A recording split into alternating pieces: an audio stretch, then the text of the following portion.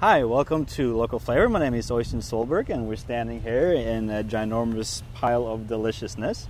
I'm here with Angela and Nichols and Tyler Magnuson. Thank you guys for hanging out in the garden with me today. So, Tyler, why don't you tell us what we got over here? So we were talking about different bitter greens we wanted to harvest and use in the culinary building, and right here is a curly endive called Frisée is the type. The variety is called Rhodas. It's a hybrid, so it has some built-in disease resistance and have this self-heading effect where it curls in on itself. It's really delicious. Like they look really, really funny. Like they're just like I don't know. They're just so. It kind of looks like rabbit top's head. You know, like it's just really funky. Yeah, and then when it gets a little denser, the inside will get. Well, you can see. It can get a little yellow in there as it blanches itself. They're self-blanching somewhat, so it's good part of that. And once they kind of whiten out, they won't be as bitter, right? Because it's a fairly strong green, so the green stuff will be a lot stronger, like kind of peppery and pretty strong. So like how long does it usually take to grow these? So they spend probably 6 to 7 weeks in a tray in the greenhouse, and then I think it's around 55 to 60 days in the field before they're fully mature. Okay. So we're maybe just right on the beginning edge of maturity, and they'd be good for the next week to 10 days. I guess we better get started. We do. They look delicious. Awesome. I can't wait to cook with them. You want to show us how we harvest these things? Yes. Okay. So we like to plant pretty deeply with our lettuces and other heading greens like this. So we can't just cut off at the edge of the soil or it's all going to fall apart. Yeah. So I'm kind of going to go a little bit, an inch or two under the soil. Just to get a little root system. Yep, and we can always trim it off later. Yeah. So we have a nice little head. It's probably like 1/4 of a pound here. Oh, that's beautiful. I like to give it a fresh cut on the bottom, and sometimes we'll have different leaves that aren't the best quality we'll pull off, but otherwise... Yeah. That's absolutely gorgeous. Yep. I'm so excited right now. I know. It's going to be fun. Want to make like a hat with it? A little hat. Yeah. We can add a barrette, get one of the skewers, bamboo skewers. Oh, should go watch the horse races, wear a nice hat. Awesome. So we're going to go into the hat business. We'll be the Mad Hatters by the end of the day. Absolutely. Thank you very much, Tyler. I guess we just go to the kitchen and try and make some shenanigans. Let's do it. Awesome.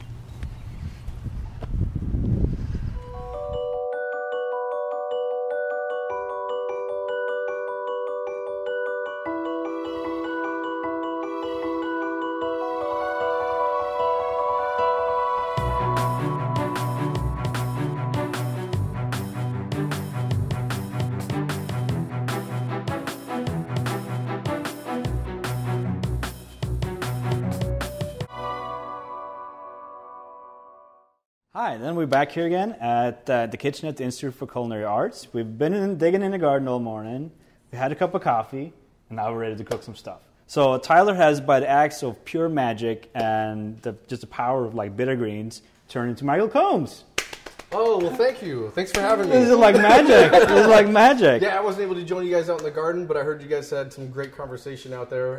It was a hoot. But you guys did come back with some really cool produce. I see you guys have some beautiful radicchio here. And it's a younger radicchio, so it's not really red like it normally would be, right? Yeah. And according to, would you buy it in the store, that sort of thing? And look at that. Isn't that something? Honestly, if I would have not been told it was a radicchio, I wouldn't have known it was radicchio. Yeah. I've never seen it like this young here. They're so adorable. Mm-hmm. Like, It's pretty. Yeah. Like, I'm so excited. Yeah, so like once they get a little bit older, they're going to start to kind of bulb up, and they're kind of going to layer kind of like a cabbage. So they're just going to seize up, and they're just going to like keep baking like that. Like they're really like peculiar little things. Yeah, they're really cool looking. And so these are already pre-washed. So Angela washed these, right, Angela? Yes. You're a master washer. I am a master washer. That's awesome. She is. And the best way to really do this is just put these in a bowl of water. Is that what you did? What'd you do? We put them in a bowl of water, rinsed them off, let all the dirt go to the bottom of the bowl, and then all the water on the top was nice and clean. Kept it cold, kept it crisp. And you just pick the lettuce right off the bowl. You don't pour the whole thing out and pour the sand right back on top of it, right? That's a mistake that a lot of people do. Like they just soak it and do everything right, and then just pour it straight into a strainer. And then it's like, All the dirt goes right back on top of it. It's like, yeah, that's strange. Okay, so we're going to make some shenanigans with this. So we got this odd looking, I don't know, it looks like something out of like Lord of the Rings or something. But it's really just a head of fennel. So we're going to make like a fennel and radicchio slaw. So we're going to start by cutting the tops off of this, because you got a kind of fidgety little root on it, and it's very tough and kind of odd. So I'm just going to cut it into quarters. And I always take the outer layer off because it's just very tough, very woodsy. Sure. Is there anything you can do with that? You can add it to like vegetable stocks and even chicken stocks and stuff like that. Mm-hmm. You can caramelize it. Like it just needs to cook. That's a good idea. Yeah. But like it's just not very good to use raw because it's just very leathery and just very tough. Sure. But as long as you cook it, like it'll tender up and do its thing. So this will expose the root end of it. So I usually just cut that straight off. But that kind of it's just kind of fidgety like that. And then it's just ready to shave. So I'm just going to use a mandolin. I just said, if you don't have a mandolin, you can just cut it by knife too, and it works just fine. Just don't cut your fingers and stuff. People do that all the time, don't they? Oh, I do that all the time. But this one, it just makes it very easy, just slicing it very thin. Because you want to get it thin as possible, just so it stays nice and tender like that. But if acts of pure magic, I got a whole bunch that's already done over there. This is like so magic. It's already been washed and everything, right? Yeah, like it's all good to go. And you can tell it's kind of, so it's you probably put it in some ice water? Yes. And so what's happened is it's kind of curled up, right, and crisped up? And it's just so nice and it takes a little bit of the kind of, because like a lot of people don't like that overwhelming like licoricey flavor. Right? It does have that, yeah, it can have that. And like the ice water will kind of mellow it out just a little. Good idea, yeah, to kind of take out some of that. Yep. So just curious, but why would we use fennel and a bitter green? Like together, they're both kind of strong flavors. They're both kind of strong flavors, but the type of vinaigrette that we're going to use for it contains a lot of sweetness and some like just fresh, and that'll just and a good chunk of salt in there, and that'll just kind of help temper a lot of that bitterness, so it's not quite as overwhelming. Like we're going to use some orange juice, going to use some olive oil. Like fat is a good kind of mellower out too. Sure. You also got some sultan raisins, just like orange raisins. That just been soaked in orange juice. Okay. And then we're going to use some sea salt as well. So that'll just kind of mellow it out and just make it like a very nice, fresh slaw. This is kind of like a good base recipe. Sure. And then you can always add like apples to it, you can add pears to it. That's a great idea. You can do so many things with it. So it's kind of like Crazy Town. All right, so I'm going to take a little bit of the fennel fronds. Like I love using these little puppies too. I'm just going to like tear them up a little bit. Yeah, those have actually quite a bit of flavor. And you know, I've tried this one called bronze fennel too. I know you have too. Oh, yeah. And that bronze fennel actually has more flavor. Like it's really weird. It's almost like the bulb was, we really couldn't use the bulb very much, but the fronds was more flavorful. It's so strong. Where this one's kind of the opposite, right? The bulb's got more flavor, and then the fronds do not have as much, but still have flavor. Yeah, no, I think I like using them because like they're very mellow and gives like a very kind of subtle kind of licoricey flavor to it. Sure. So like I'm a big fan of them. I'm gonna add a little bit of orange zest in there. If you got like Meyer lemons, you can use that. Just regular lemons too. Like you can just for kind of get like a little that floral little kick in there. But yeah, you can kind of do anything with it. We got a little bit of parsley in there, just a little dash. We got some green onions. Looks good. I'm just gonna keep adding stuff at random. Then we got the golden raisins. And those, Chef, you could change out for any dried fruit, right? You could do dried cherries, dried mangoes. cranberries. Oh yeah, apricots or something like that. Totally. Oh yeah. No, and you can probably soak them with different things because I've seen like raisins soaked in white wine, sauternes, brandy, other fruit juices. Grand Marnier. Yeah, good idea. That's a good idea. You can steep them in tea too. I didn't even think about that. I think even when using fennel and kind of using a lot of that licorice, use like a Pernod or a Sambuca or something like that. That's a good idea too. And like, you can cook with some, you can drink some, you can just have a hoot. Yeah. It's delicious. Drink some and then drink more. Oh yeah. I didn't know we got to drink on this game. I'm excited now. We get to drink. Yeah. So this is just orange juice that we soaked the raisins in. And a little bit of champagne vinegar. So we're just going to add a little bit of dash.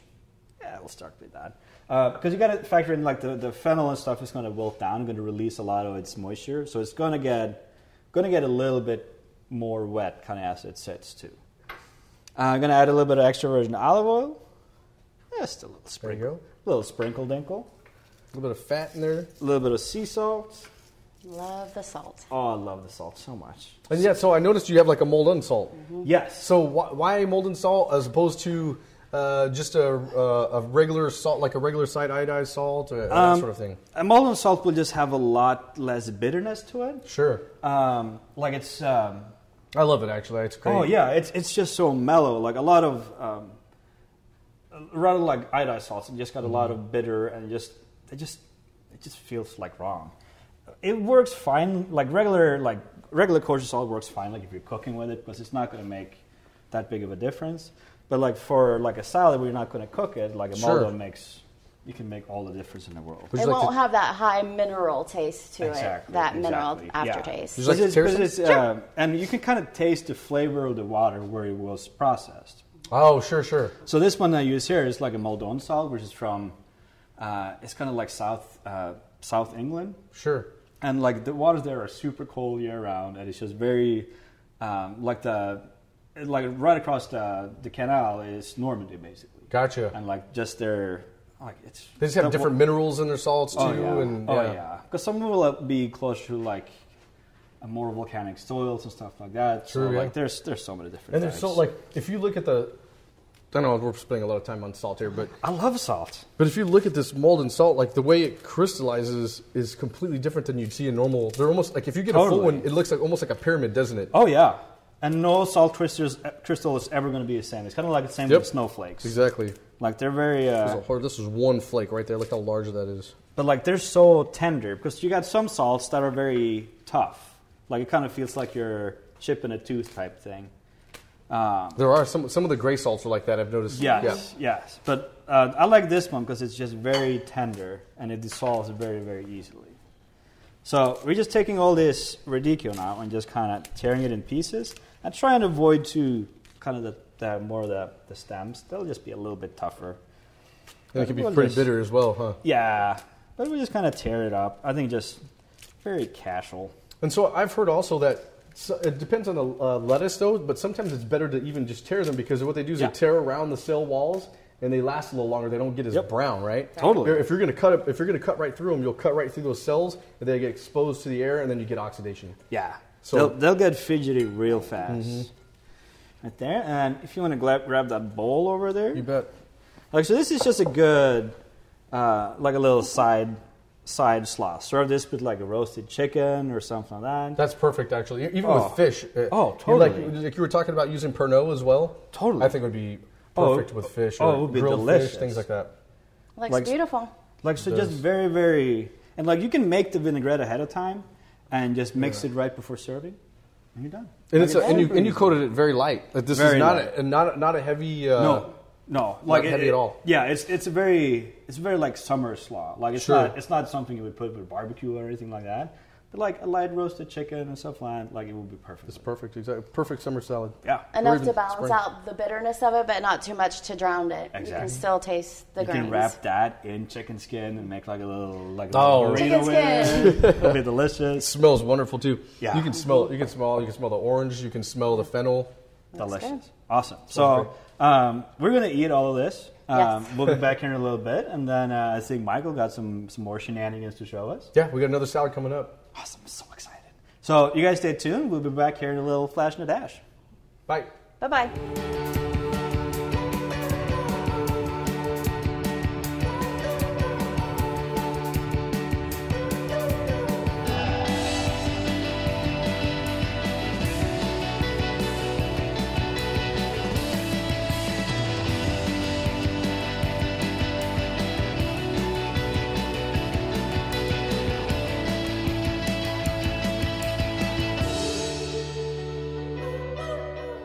Hi, and then we're back here again at the Institute for Culinary Arts, where we're playing around with a whole bunch of bitter greens. We are. So tell us, Dr. Mike, what do you have here? So we have a salad Périgord. Nice. Yep. So it's a traditional French salad. Yeah. Actually, Angela chose the salad for us today because she really likes the salad. So give us a little background about the salad. So it's from the southwest region of France, from the Périgord region, and they're known for their duck consumption. They like to use a lot of the internal offal, like livers and gizzards, and products like that. to highlight their greens. That's awesome. So we do have some. So basically, we changed the recipe a little bit so that way you can are able to do this at home. Yeah. So because sometimes it has like it does have like foie gras on there, which is kind of hard to find. Yeah. Some comfy items or like smoked comfy legs, right? Yeah. And then you can have like a smoked like duck prosciutto on there sometimes. Like it varies a little bit, but like while there, it's easy to find. So if you happen to walk around a Monoprix or whatever, you'll find everything you need. Just there you go. If you're in Omaha, a little bit trickier. So we made it easier for you. Boom. Yep. Show us the way. So all we do is basically we have the ingredients here. We just made a couple of different variations, but really it doesn't matter really. I mean, as long as you're using offals, that sort of things, livers, chicken, whether it's duck or chicken, whichever. But no, it's traditionally done with duck. So we have here some comfy duck gizzards. Yep. And so basically what these are is we cooked them at a really low temperature for a long period of time, so they get nice and they shred. Basically, is what we're going to like, and so they can be pretty tough, obviously, if you don't cook them in that nature. Yeah. So real quick, I have a hot pan going on here. Hot pan. I have a little bit of walnut oil. It's usually done with traditionally with walnut oil, and then we also have some walnuts here. We're just going to put a little bit of oil in here. Actually, I'm probably going to look like I'm going to put it quite a bit, honestly, because we're going to make a vinaigrette out of this as well. So it'll be like a hot bacon vinaigrette is kind of the idea. Now you're talking dirty. Right. Yeah, that's kind of the idea here. So I'm just going to kind of rough chop these. You can dice them. You can just slice them. I feel like these are really nice and tender as well. But like if you can't get your hands on gizzards, like you can really use like bacon or whatever as well. But like gizzards is delicious. They are, especially cooked in this way because basically they were weren't they? You guys cured them for a little bit, they like were a cured. quick cure. Yep. In confit. Then we did them in the sous vide. And so this is gonna be real quick. This is actually a pretty quickly made salad here. So excited right now. I know. So we're gonna let these flavors we're cooking basically these gizzards in here and this fat. It's gonna infuse a little bit of flavor in there, plus walnut. It's got a little walnut flavor to it as well. Just really quick here. So I'll hit it with a little bit of salt. I love that sizzle. Oh, it's like the best sound in the kitchen. It just sounds so happy. Yeah. So excited. Yeah, so this is real quick. Quickly going. And while this is doing that, we're going to do some other things like I'm going to throw these guys in there. I usually like to give them a rough chop, or actually these are pretty much... they're like walnut They're kind of crumbled up, yeah, already. So I put these in there. I like to toast them a little bit, so that way they're not... you know what I mean? That way they're textures a little bit, yeah. Exactly. They won't have that gumminess. Yes, sir. And while we're doing that, does anybody want to slice an apple for me? I would love to. Or you want to slice apple? I'll slice the apple. Okay, how about I hold it and you slice it? Okay. That sounds like a horrible idea. No, you trust me, right? No. Oh, great. Okay. Yeah, so we're thinking like basically the apple's going to give it some crunch too. So if you want to use, because I don't think it really matters what kind of apple you use. We're using a red apple. Do you know the variety by chance? Like a lot of this one, I think it's like a Red Delicious or something like that. But I've seen it done with like cantaloupe on there. Oh, that's a good idea. Actually, I didn't think of that. You can kind of use all sorts of stuff on there. Especially if you're doing like a duck prosciutto too. Oh yeah. Or even that really actually would go very well. Oh, it's really good. So they usually find this salad at a lot of like French bistros. Sure. A lot of them are open like 23.5 hours a day type thing. Oh. So if it's like 4 or 5 o'clock in the morning and you're a little tired, this was kind of like a little picker-upper salad. Sure. It's good and tasty. Oh, that's just smelling phenomenal by now. It does. Yes, and so all I did is I just put a little bit of mustard in there too. Yeah. I'm turning down the heat because I don't want it to like break.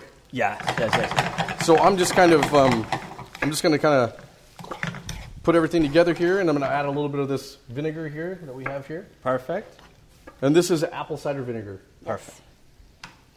Pairs nicely with the beautiful apples. It does. And this is actually, so we didn't add any sugar to this. There's like no sugar or anything here. So it's I can't say it's an acidic salad, but it's very savory. Yeah. Right? Yeah. Very savory, and then we also have, and then we're using really fresh arugula that you guys picked out in the garden, which is like super peppery, super strong, and just delicious and a half. It is strong. Like, right out of the ground like that, I was really surprised how strong it can actually be. But like you can use other types of greens too. Like you can use like mesclun or whatever. We could use all sorts of stuff. I'm so excited right now. Yeah. All right, so we got little apple apples. Mm-hmm. We just fill those on there, right? Sprinkle dinkles. And we cleaned that arugula up pretty good. Gets pretty dirty because it's so close to the ground there. Yeah. And really, I think it's important that you use a salad spinner to dry it off, because if you don't, you have all that water on there, and then really it doesn't do a very good job at having this dressing stick on there. Yeah. Oh, that's pretty. And then we got some eggs. That's right. So just hard-boiled eggs. Oh, my belly's going to be so happy. Smells delicious. Then we just have a little bit of prosciutto here. Beautiful. So normally you'll see it with like a foie gras torchon or anything like that. But like this is it's a lot easier finding prosciutto than it is finding $30 a pound foie. So this is just easier to do at home, and it's still like I'm just gonna. We're going in for it. Yeah, looks great. It smells wonderful. Actually. Thank you, Mike. We'll be back in a little bit, and I'm going to eat. See you guys. Wait, see ya.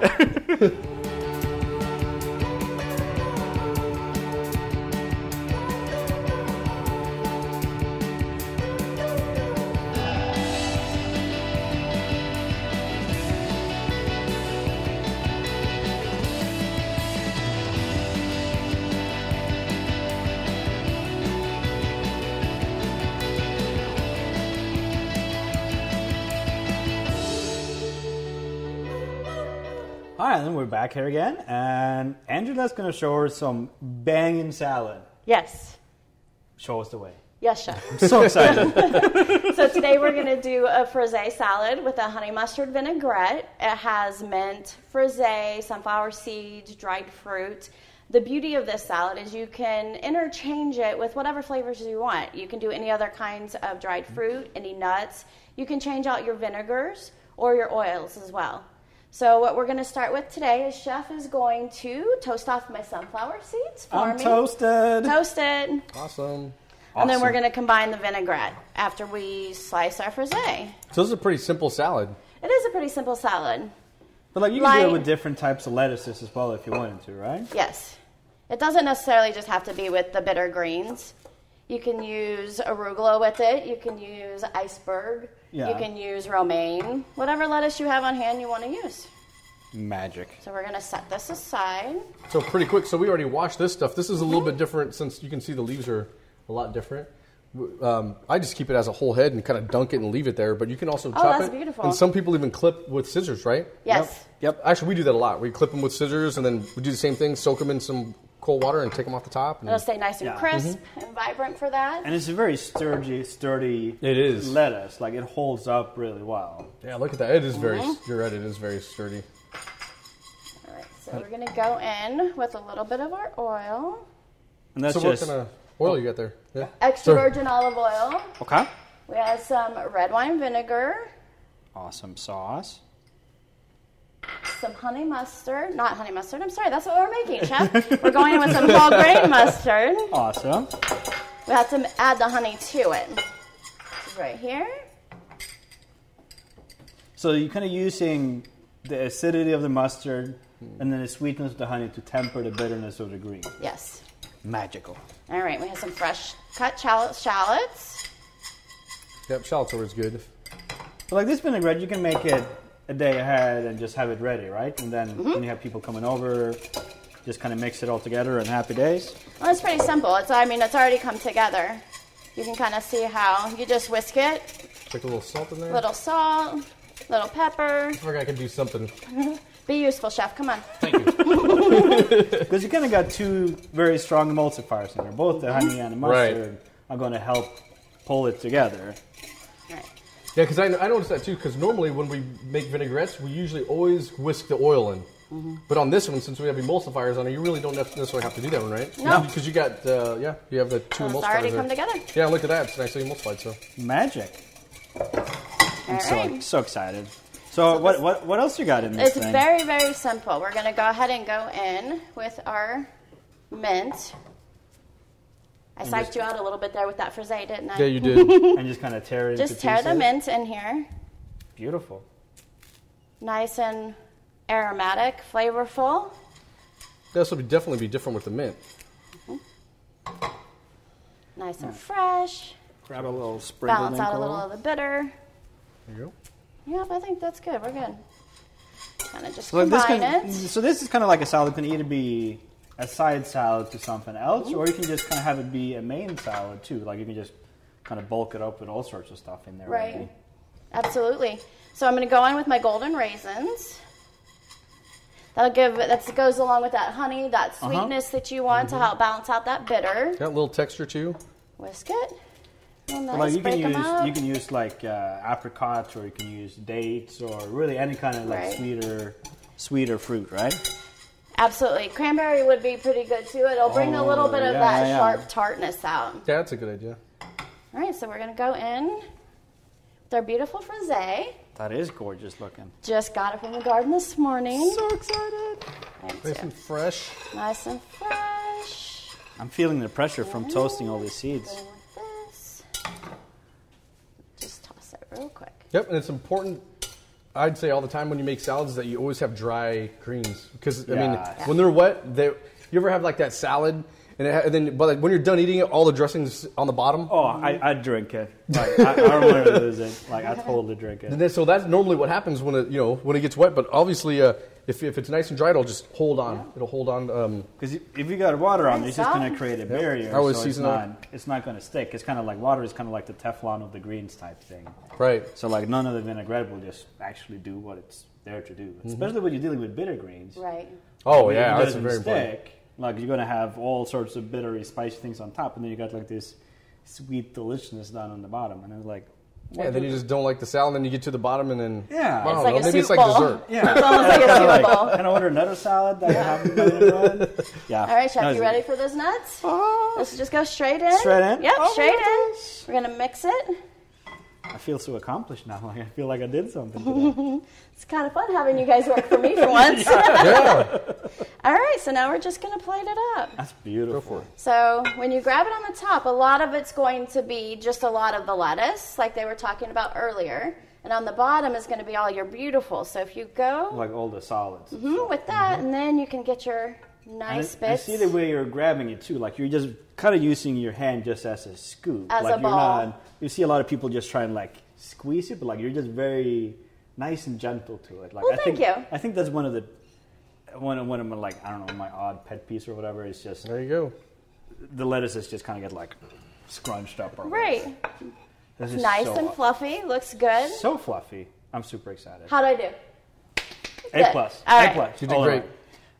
So now that we were cooking stuff in some duck fat and walnut oil and all sorts of fun stuff, we're going to have our nutritionist just tell us how good we were. Like we did pretty well today, I think. Yeah, I think so. I think she's going to be proud. Yeah, we had some I good think she fats will in be there, too. omega-3s Yeah. from walnuts, but I think we did pretty good. Yeah, she might tell us otherwise. No, I'm sure. We'll see what happens.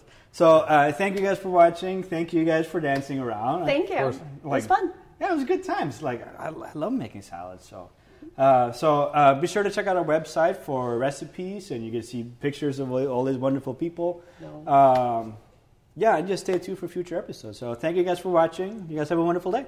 See ya. Thank you. Thanks, Chef Sahlberg, for having me on the show today. I'm Jennifer Meyer, registered dietitian and licensed medical nutrition therapist. I'm an adjunct instructor at the Institute of Culinary Arts. Today I'm talking about the frisee salad. This is a really nice, light, low-calorie salad, but it's also packed with lots of nutrients. So we've got the heart-healthy monounsaturated fats from the toasted pine nuts and the olive oil. The frisee itself is packed with nutrients like vitamin C. The raisins add a nice sweetness, a natural sweetness, and also fiber, which is great for heart health and also makes us feel fuller longer, so it can help with weight management. So overall, this is a really nice, light, healthy dish. Thanks for having me on the show today.